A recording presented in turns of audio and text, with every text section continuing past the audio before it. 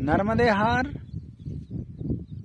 आप इस समय कुब्जा संगम का दर्शन कर रहे हैं। ये माँ नर्मदा जी हैं और बड़ा ही सुंदर रमणीय दृश्य देखिए। यहाँ पर माँ जो है ओम आकार पर घूमी हुई है, पूरे ओम आकार की बनी हुई है और यहाँ बिंदु के रूप में स्वयं किसानों के द्वारा सिंचित पोषित ये गेहूं के खेत खलिहान, इनकी बालियां मुस्कुरा रही हैं।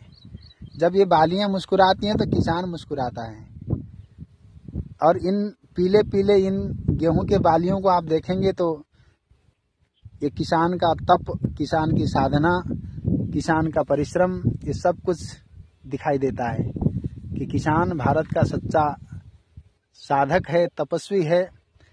और इन दिव्य भावों में कहूं तो किसान ऊसर भूमि को पहले बड़े परिश्रम के साथ उर्वरा बनाता है, फिर बीज अंकुरित करता है और बीज अंकुरित करने के बाद वहां पर बड़े दिव्य भाव में जब बीज अंकुरित हो जाता है तो फिर जल से सिंचाई करता है और जहाँ जल नहीं होता वहाँ फिर आकाश मार्ग में देखकर वरुण देवता से प्रार्थना करता है, हे वरुण देव, मैंने जिस फसल को लगाया है वो केवल मैं अकेले ग्रहण नहीं करूँगा। चराचर जगत में परमात्मा की सृष्टि के सभी प्राणी उसके हकदार हैं, मैं अकेला हकदार नहीं हूँ। इसलिए आप कृपा करके थोड़ी सी दृष्टि इधर डालकर वृष्टि कर दीजिए जिससे ये फसल मुस्कुराने लगे। कहकर किसान बहुत मेहनत करता है। जब मेहनत करता है तो बरसात होती है अथवा इस नदी के जल से, सरिता के जल से जब इसको सिंचन करता है तो ये अन्न फिर धूप, सूर्य नारायण भगवान के धूप, चंद्रमा के ओस से परिनिष्ठित होकर सब कुछ प्रकार से स्वयं तपस्वी किसान के द्वारा इस बाली को भी तपस्वी बनाकर तपस्या के द्वारा तपस्या को फलीभूत किया गया। जो अन्न है वो ब्रह्म है। वेद ने कहा ना, अहम अन्नम, तो ये स्वयं भगवान रूपी किसान, तपस्वी रूपी किसान ने अन्न रूपी परमात्मा को प्रकट किया हुआ है। ये क्या दिव्य भाई। इसको ग्रहण करने के बाद जीव क्या करता है? जीव का स्वरूप, जगत का स्वरूप और माया के स्वरूप का बोध होता है।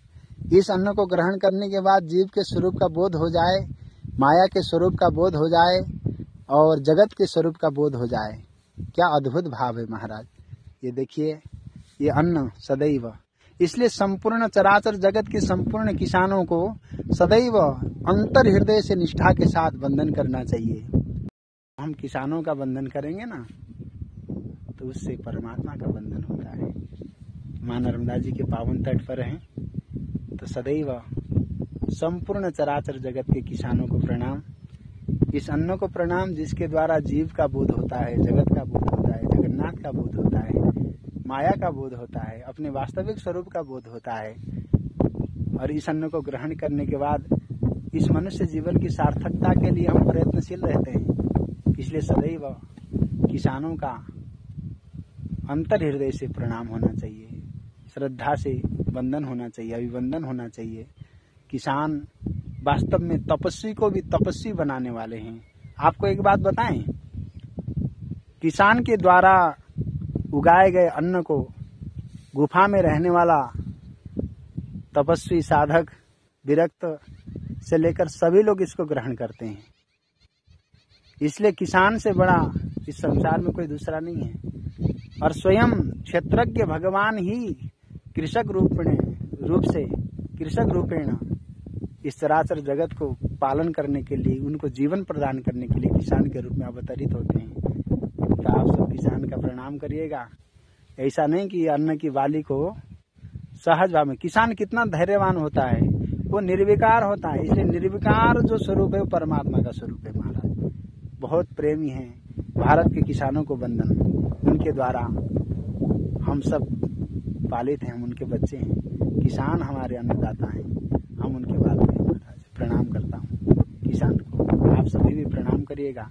भारत की सुंदरता और भारत की अखंडता और भारत की वास्तविक शोभा किसान से है, पर्यावरण से है और भारत की सुंदरता में इनका बहुत बड़ा योगदान है। महाराज नर्मदे हर।